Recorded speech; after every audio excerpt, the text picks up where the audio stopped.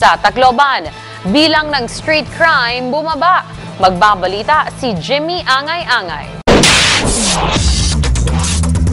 Bumaba ang street crime sa lungsod ng Tacloban matapos mahuli ang mga notorious snatcher. Ito ang sinabi ni Tacloban City Police Office City Director Senior Superintendent Domingo Cabillan. Ayon kay Cabillan, nasa buwan na ito 12 snatcher ang nahuli ng kapulisan na nagbibiktima ng mga bisita na may dalang mga alahas, cellphone at iba pang gamit. Ito rin ang suspect sa mga nakawan sa lungsod, kaya inaasahan ng mga otoridad na mababawasan na ang snatching incident at pandurukot na mataas ang kaso ng nakaraang taon.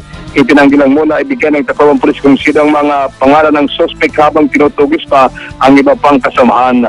Todo bantay pa rin ang kapulisan sa downtown area para hindi makapambiktima ang iba pang mga suspect.